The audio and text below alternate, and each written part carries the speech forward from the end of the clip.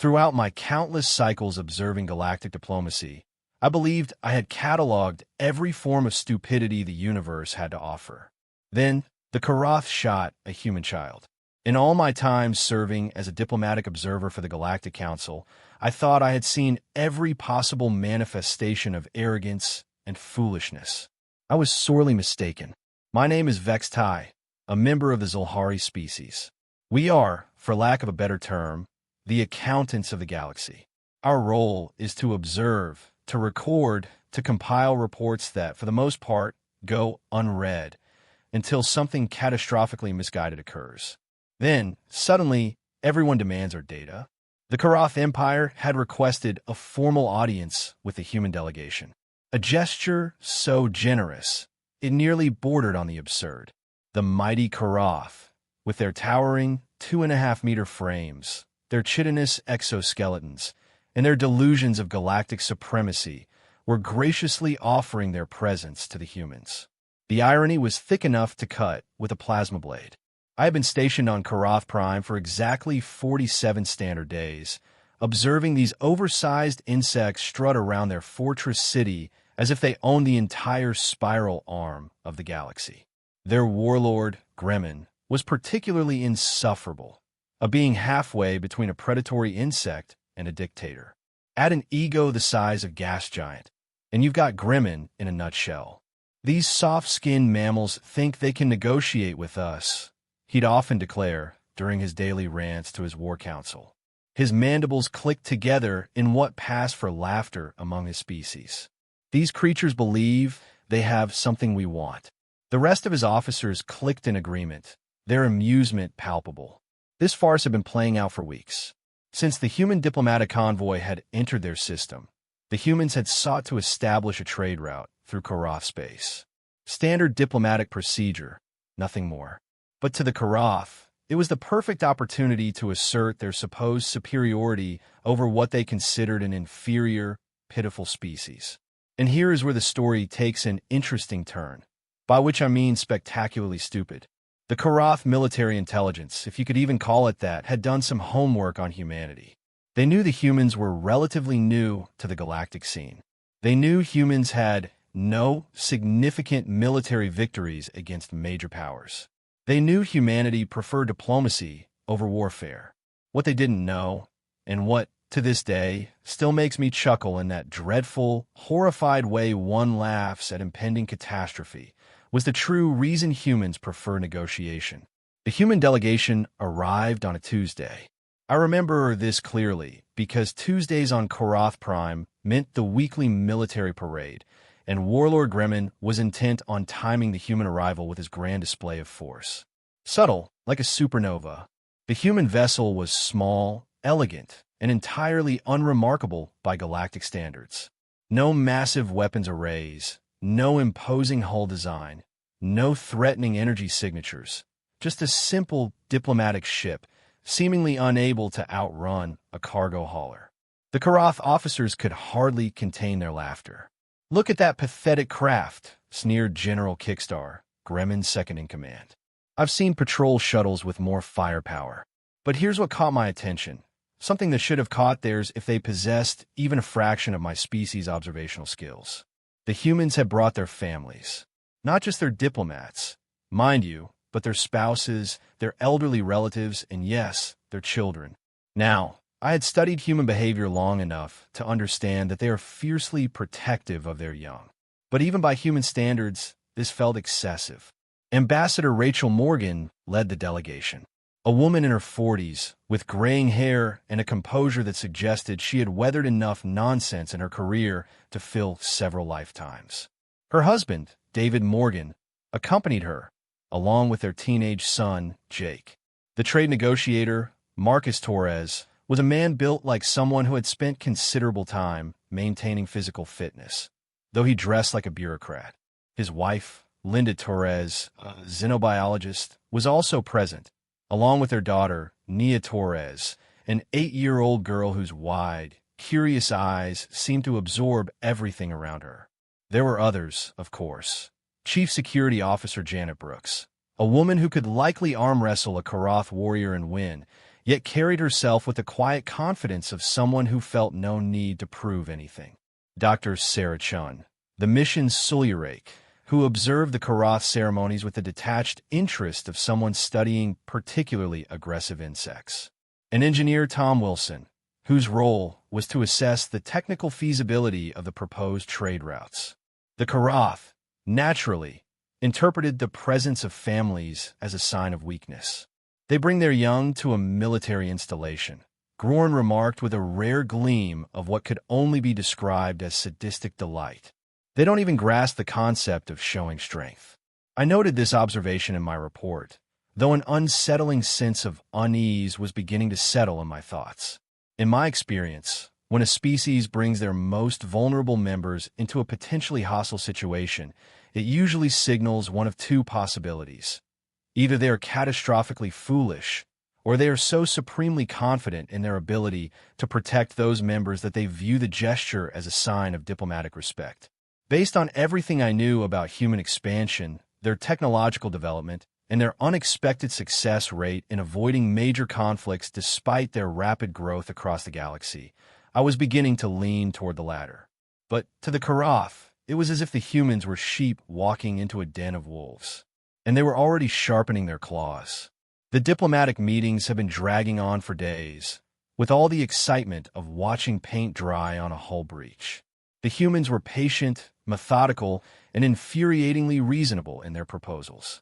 They requested safe passage, equitable trade agreements, and mutual defense clauses. Standard fare, really. The Korath continued posturing, making demands, and generally acting as if they were doing the humans some cosmic favor by not declaring war outright. I was reviewing my notes in the observation chamber when the alarms began to blare, not the usual gentle chimes indicating a scheduled military exercise, but the harsh, grinding wail that signified a breach of restricted space. Through the reinforced viewing portal, I could see Korath soldiers scrambling toward the eastern military compound. And this, my friends, is where the universe decided to reveal its sense of humor. And believe me, the universe has a twisted sense of humor, one that would make a Vorfak comedian weep with envy.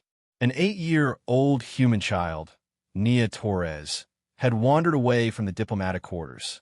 Children, as any parent in the galaxy will tell you, possess an almost magical ability to find trouble, even in the most supposedly secure locations. She had apparently followed a small maintenance drone that caught her attention, chattering away to it as if it were her new best friend. The drone led her through a series of corridors, and in an unfortunate twist of fate, it guided her directly into the Korath military training compound, the restricted zone. The one with the enormous, glowing signs in 17 different languages, which essentially read, "Unauthorized personnel will be shot, vaporized, and then shot again for good measure." The first Korath guard to spot her was Sergeant Victor, a particularly unpleasant specimen, even by Korath standards. He stood nearly 3 meters tall, with his face plates marred by scars from gladiatorial combat matches, which I later learned were a source of pride. His version of subtle diplomacy involved crushing things just a little less hard than usual. Humans spawn in restricted zones. He barked into his communicator, his mandibles clicking with aggressive excitement, requesting permission to demonstrate Korath's supremacy. And this is where everything went completely off course. Instead of simply escorting the child back to her parents, or even shouting at her to leave, Sergeant Victor saw an opportunity to show the humans what happened when they disrespected Korath authority. He raised his plasma rifle and fired a warning shot, one that was close enough to Nia's head to singe her hair. The little girl stumbled backward, tears streaming down her face, clearly terrified and unable to comprehend what she had done wrong. But that was not enough for our brilliant sergeant. No, that would have been too reasonable. When Nia did not immediately flee, likely because she was frozen in terror, as any normal child would be, Victor escalated matters. He switched his weapon to the stun setting and fired directly at her. The energy blast struck her square in the chest, launching her small body backward into a metal bulkhead with a sickening crack. She crumpled to the ground, unconscious, blood trickling from a gash on her forehead where she had struck the wall. Her left arm was bent at an angle that made my stomach churn, and even from my position in the observation deck, I could see her struggling to breathe. The other guards who arrived on the scene were chittering with approval. They had shown these arrogant humans what Korath strength looked like. They had demonstrated the consequences of disrespecting their military zones. Surely, now the humans would understand their place in the galactic hierarchy. Meanwhile, the security alert reached the diplomatic quarters, and Marcus and Linda Torres came running when they found their daughter lying unconscious and broken on the cold metal floor, surrounded by Korath soldiers still congratulating themselves on their decisive action. In that moment, something shifted in the air itself. I have observed many species during times of extreme stress, but I had never witnessed anything quite like what happened to the human adults. Linda Torres dropped to her knees beside her daughter, her hands trembling as she checked for vital signs.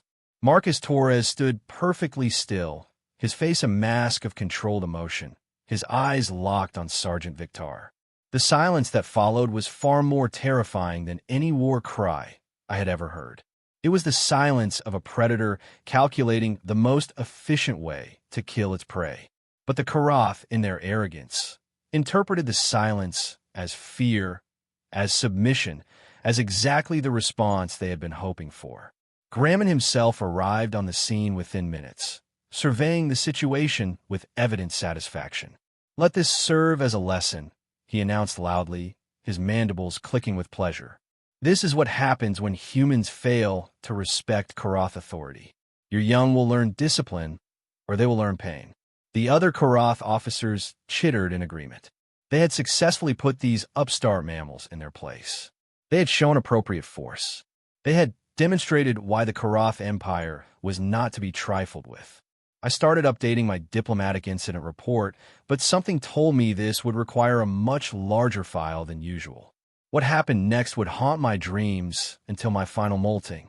The human medical team arrived within minutes and carefully transported ckYeah to their ship's medical bay. The child was alive, but barely conscious, suffering from a concussion, 3 broken ribs, a fractured arm, and internal bleeding that required immediate surgery. Her parents followed, their faces masks of controlled terror, and something else. Something that made my scales itch with primal unease.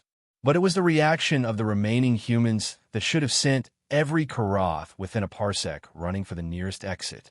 They became perfectly, unnervingly calm. Not the calm of acceptance or submission, but the calm of creatures who had just shifted into hunting mode. Ambassador Rachel Morgan requested an immediate audience with Warlord Graham. Her voice was steady, polite, and carried absolutely no emotional inflection whatsoever. This was lost on the Korath leadership, who interpreted her controlled demeanor as evidence that the humans had been properly intimidated. The meeting took place in the main council chamber, a massive room designed to showcase Korath military might. Weapons lined the walls. Battle standards hung from the ceiling, and holographic displays depicted the fleet movements of their conquered territories. It was meant to overwhelm visitors with the sheer scope of Korath power. Ambassador Morgan entered, flanked by Chief Security Officer Janet Brooks and Dr. Sarah Chun. All 3 women moved with a fluid grace I had not noticed before. Their eyes constantly scanned the room, cataloging exits, weapon positions, and the locations of every Korath in attendance. They were not diplomats anymore. They were no longer diplomats. They were something else entirely. Warlord Graham, Ambassador Morgan began, her voice carrying clearly through the chamber despite speaking barely above a conversational volume. "I am here to inform you that a human child has been grievously injured by your forces." Graham's mandibles clicked together, an expression of what passed for laughter among his species. "Your spawn violated our military zone," he sneered. She received appropriate correction. "Perhaps now you humans will show proper respect for Korath authority." Ambassador Morgan nodded slowly, as though she had expected this response. "I see. Then you are claiming responsibility for this action?" "Of course," Graham replied, spreading his forearms wide, his chitinous plates gleaming under the harsh lighting of the chamber. "We do not hide from our strength like cowardly mammals. Your young needed to learn their place, and we provided that education." "I understand," Ambassador Morgan replied, her tone still neutral. But something had changed. Her posture had shifted slightly. Her shoulders had settled, her hands now at her sides in a more balanced, deliberate position. "In that case," she continued, "I am required to inform you that you have approximately 10 minutes. The silence that followed was broken only by the confused chittering of the Korath officers. General Kickstar leaned forward, her gaze hardening. 10 minutes for what? Soft skin?" Ambassador Morgan smiled. It was not a pleasant expression. In fact, it was the kind of smile that made me want to check the locks on my quarters and perhaps even book passage on the next transport off-world. 10 minutes before Marcus Torres comes for you." The Korath burst into raucous laughter. The notion that a single human male could pose any threat to their warlord, surrounded by his elite guard in the heart of a military fortress, was apparently the funniest thing they had heard in cycles. "One human," General Kickstar wheezed between fits of chittering laughter. "You send one soft human against the might of the Korath Empire? We have 1,000 warriors in this complex alone." "Yes," Ambassador Morgan agreed calmly. "You do. For now." With that, she turned and walked out of the chamber, flanked by her companions. The Korath continued laughing as the doors sealed behind them. But I was not laughing. I was frantically updating my emergency contact list and considering whether my species' embassy had any spare shuttle pods available for immediate evacuation. What I had just witnessed was something every experienced diplomat recognizes, usually just before entire star systems change ownership. I had just seen a species declare war, not with grand speeches or dramatic gestures, but with the quiet professional courtesy of someone informing you that your death had been scheduled and would be arriving shortly. The countdown had begun, and the Korath had no idea they were already dead. 7 minutes after Ambassador Morgan left the council chamber, the first patrol failed to report in. 3 Korath soldiers, on routine perimeter duty, simply vanished from the communication grid. Their last transmission was Corporal ckYeah reporting that the Eastern Sensor Array was functioning normally. Then nothing. No static. No signal. Security Chief Bracken, a scarred veteran of 17 major campaigns, initially dismissed it as an equipment failure. "Probably another malfunction in the communication relays," he grumbled, dispatching a repair team to investigate. The repair team found the patrol's equipment scattered across 50 meters of corridor. The soldiers themselves were nowhere to be found. 5 minutes later, the repair team stopped responding as well. I was monitoring the situation from my observation post, watching the growing confusion in the Korath Command Center through their own security feeds. What I saw next made me question everything I thought I knew about human physiology and capabilities. The corridor cameras had captured fragmented footage of the encounters. In one frame, 3 fully armed Korath soldiers were advancing down a hallway, weapons raised, their chitinous armor gleaming. In the next frame, taken exactly 1.3 seconds later, they were gone. Not dead, not unconscious, just gone. The only evidence of their presence was scorch marks on the walls and ceiling that suggested some kind of explosive decompression. But here's the truly disturbing part. In the corner of that second frame, barely visible in the shadows, was a figure. Human-sized, human-shaped, but moving in ways that should have been biomechanically impossible. The figure seemed to flow rather than run, covering distances that should have required superhuman speed, all while maintaining perfect silence. "Impossible," muttered Security Chief Bracken, reviewing the footage for the 7th time. "No species can move that fast without making noise. The acoustics alone should have triggered every motion sensor in the complex." But the motion sensors had detected nothing. The infrared scanners showed no heat signatures. The electromagnetic field monitors registered no disturbances. It was as if the Korath soldiers had simply been erased from existence by a ghost. More patrols vanished. Every few minutes, another team would go silent, their equipment found, but their bodies mysteriously absent. The disappearances followed a pattern, working systematically through the fortress from the outer perimeters toward the central command structure. General Kickstar finally convinced Warlord Graham to take the situation seriously when an entire squad of elite warriors failed to return from investigating the armory level. These were not raw recruits or maintenance crews. These were the best of the best, the Korath's finest. These were seasoned combat veterans with decades of experience and enough firepower to level a city block. "Seal all sections," Graham ordered, his mandibles clicking with nervous energy. "Full lockdown. Nothing moves without authorization. Double the guard on all critical areas. These humans want to play games. We will show them the true meaning of Korath military efficiency." The lockdown lasted exactly 43 minutes. Then, the lights went out. Emergency power kicked in immediately, bathing the complex in the hellish red glow of crisis lighting.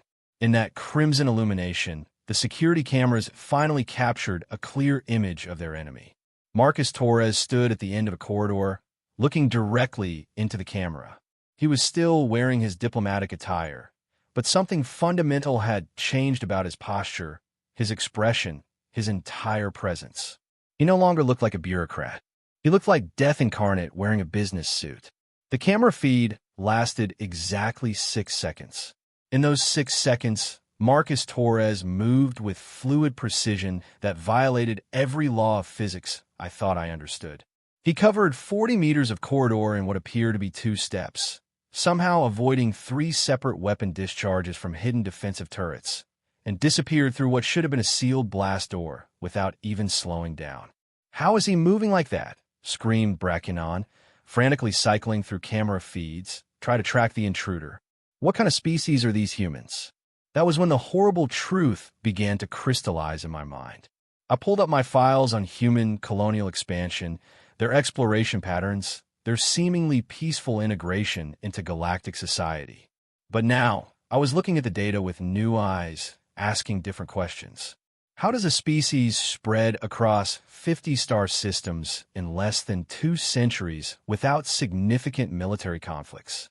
How do they establish colonies in regions claimed by aggressive territorial species without triggering wars? How do they maintain such low casualty rates during their expansion while other species lose millions in similar endeavors? The answer was becoming terrifyingly clear. It was not that humans were peaceful. It was that their enemies never survived long enough to report back about human capabilities. "Sir," one of the junior officers called out, his voice cracking with fear. "We have lost contact with sections 7 through 12. All security teams in those areas have gone silent." Graham's confident swagger had evaporated completely. He was pacing back and forth, his forearms gesticulating wildly as he barked increasingly desperate orders. "Bring in the heavy weapons. Deploy the combat mechs.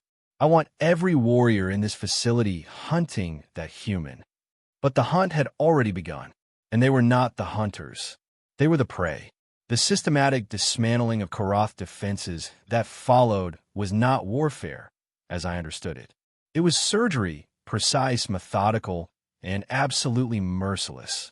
Marcus Torres moved through their fortress like a natural disaster with a college degree.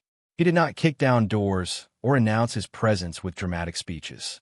He simply appeared wherever the Korath least expected him, eliminated whatever obstacles stood in his path, and moved on to the next objective. The security footage, what little remained functional, showed a being that had transcended the normal limitations of biological existence. "Weapon depot secured," came a calm voice over the communication channels. Marcus had somehow tapped into their entire network without triggering a single intrusion alert. "Armory neutralized. Power grid offline. Backup generators disabled. Life support systems intact, but under my control." The voice was conversational, almost bored, as though he were reading from a grocery list rather than systematically dismantling the most heavily fortified military installation in this sector of space. Warlord Graham had barricaded himself in the central command bunker with his remaining elite guard, 50 of the most experienced warriors in the Korath military, armed with the best weapons their empire could produce, protected by armor plating thick enough to stop starship weaponry. The bunker itself was built to withstand orbital bombardment and had enough supplies to last for months. Marcus Torres cut through all of it in 17 minutes. The first indication that their fortress had been breached was when the main blast door, 8 meters of reinforced titanium steel composite, simply fell inward. Not blown apart by explosives, not melted by plasma cutters, but somehow convinced to stop being a door entirely. The metal had been twisted and reshaped into something that almost looked like abstract art. If abstract art could express the concept of impending doom. Impossible, whispered General Kickstart, her mandibles chattering with terror. That door required 3 simultaneous authorization codes and a molecular scanner. How did he even access the locking mechanism? The answer walked through the twisted remains of their ultimate defense. Marcus Torres stepped into the bunker, and I finally understood why the other humans had been so calm. This was not a human as I had understood the species. This was something wearing human form the way a star wears its fusion fire. His clothes were still perfectly neat, his hair still combed, his expression still polite and professional. But his eyes held the cold mathematics of extinction. He looked at the 50 Korath warriors like an accountant reviewing an error in the books that needed to be corrected. Warlord Graham, he said, his voice carrying easily across the bunker despite speaking in normal conversational tones. You hurt my daughter. The Korath warriors opened fire immediately. 50 weapons discharged simultaneously, filling the air with enough destructive energy to vaporize a small building.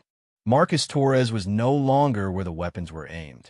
I cannot adequately describe what I witnessed next. Human movement, as I had understood it, involved a predictable sequence of biomechanical actions. Muscles contracted, bones provided leverage, joints articulated within specific ranges of motion. But what I saw was something entirely different. Marcus moved as if physics were merely a suggestion, flowing between weapons discharges with impossible grace, while simultaneously dismantling armed opponents with surgical precision. The first 10 warriors went down before their weapons finished cycling. Somehow, Marcus had moved through their formation, disabled their equipment, and rendered them unconscious without seeming to pause or change direction. The next 20 fell in a coordinated maneuver that involved using their own weapons against them, all while maintaining a chillingly calm commentary. You fired an energy weapon at my 8-year-old daughter, he said casually, redirecting a plasma rifle to eliminate 3 more opponents. She was curious about a maintenance drone. That was her crime. 20 more warriors tried to form a defensive perimeter, but Marcus walked through their formation as if it were nothing more than a mirage, systematically neutralizing each opponent while continuing his deadly lecture. She asked me this morning if the aliens would like her drawings, he said, somehow managing to disarm and disable 5 warriors simultaneously while dodging weapons fire that should have been impossible to avoid. She wanted to give them pictures she had made of flowers from Earth. The last 10 warriors, including General Kickstart, had backed up against the far wall of the bunker. They fired desperately, pouring everything they had into the space where Marcus Torres had been standing. But he was already behind them, having somehow crossed 30 meters of open ground without appearing on any of the monitoring equipment. She is 7 years old, he said, his voice never rising above conversational volume, even as he systematically destroyed the remainder of Graham's elite guard. She likes butterflies, strawberry ice cream, and bedtime stories about brave princesses. And your sergeant shot her with a military weapon because she wandered into the wrong hallway. Finally, it was just Marcus Torres and Warlord Graham left in the ruined command bunker, surrounded by the unconscious forms of what had once been the most feared military unit in Korath space. Graham was backing toward his personal escape pod, his forearms gesticulating wildly, his mandibles clicking with panic. You cannot do this, he stammered. I am a sovereign leader. There are laws, diplomatic immunity. Marcus Torres tilted his head slightly, as though considering this argument. You are absolutely right, he said calmly. There are laws. Diplomatic immunity does exist. Unfortunately for you, those laws and that immunity ended the moment you authorized violence against a human child. The warlord's death was swift, efficient, and absolutely final. I will not describe the details, partly out of respect for diplomatic protocols, but mostly because I'm still trying to forget what I witnessed. When it was over, Marcus Torres walked to the communication console and activated the facility-wide broadcast system. Attention remaining Korath personnel, he announced in the same conversational tone he had maintained throughout the entire engagement. Warlord Graham is dead. You have 30 minutes to evacuate this facility before I commence final demolition. This is not a negotiation. Then he walked out of the bunker, presumably to check on his daughter's medical condition. The emergency evacuation of Korath Prime was completed in 28 minutes. Every surviving Korath military personnel, support staff, and civilian contractor fled the facility as if it were about to become ground zero for a stellar collapse, which, given what I had just witnessed, was not entirely unreasonable. Marcus Torres kept his word about the demolition. Exactly 30 minutes after his announcement, the entire military complex simply ceased to exist. Not destroyed by explosives or orbital bombardment, but somehow convinced to stop occupying space in this dimension. The crater left behind was perfectly spherical and so deep that geological surveys later determined it had punched through to the planet's mantle. I submitted my preliminary report to the Galactic Council within 6 hours. The response was immediate and unprecedented. An emergency session was called, full diplomatic immunity was extended to all human territories, and a very strongly worded recommendation was issued for member species to review their policies regarding the treatment of human civilians. The trial, if you could call it that, lasted exactly 47 minutes. The council reviewed the security footage, analyzed the diplomatic records, and interviewed the surviving Korath personnel. The verdict was unanimous. Justified response to an unprovoked attack on a diplomatic dependent. Case closed. Marcus Torres received a formal commendation for restraint in limiting collateral damage. Restraint. They called the complete obliteration of a military fortress an act of restraint. But here is what truly made my scales crawl. When I reviewed the Galactic databases for similar incidents involving human civilians, I found them. Dozens of cases over the past century. A human research station attacked by Vorthak raiders, only for the entire Vorthak clan to mysteriously vanish 3 days later. A human colony threatened by Zelkan pirates, followed by the discovery of 47 Zelkan ships drifting empty in space with no signs of violence or struggle. A human diplomatic family taken hostage by Krillian extremists, after which the extremist organization simply ceased to exist. Every single incident had been classified as coincidental or attributed to internal conflicts among the hostile species. But now I was seeing the pattern. Humanity had not been lucky or peaceful during their expansion across the galaxy. They had been systematically eliminating any species stupid enough to threaten their people, while making it look like natural selection. The most terrifying part was how easily they had hidden their true nature. Humans presented themselves as reasonable, diplomatic, scientifically curious mammals who preferred negotiation to conflict.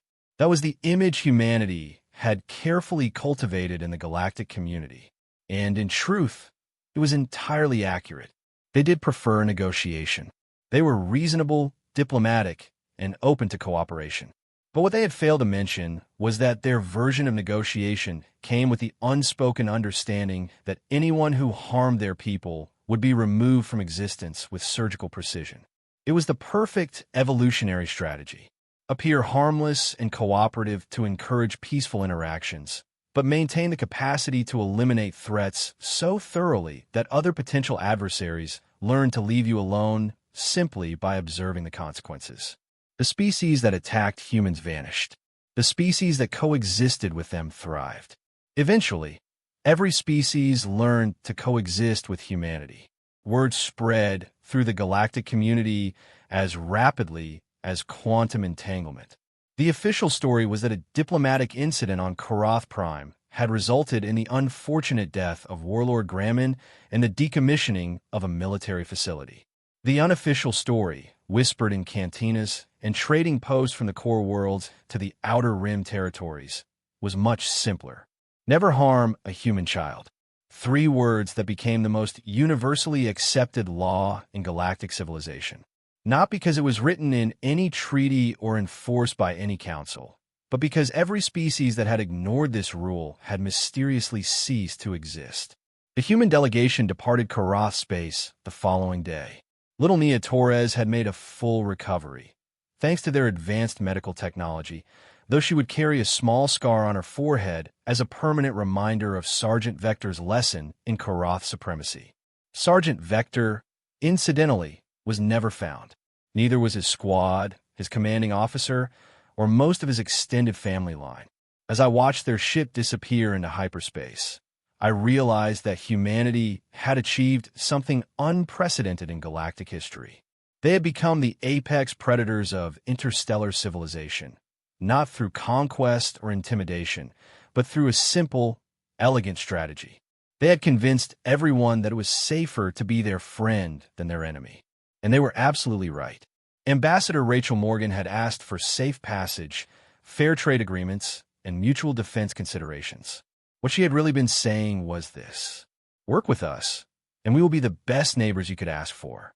Threaten us, and we will erase you so completely that future historians will debate whether your species ever existed at all. The Korath Empire, what remained of it, agreed to all human terms within the week. They also instituted new military protocols regarding the treatment of diplomatic dependents, with particular emphasis on avoiding any actions that might be interpreted as hostile toward human children.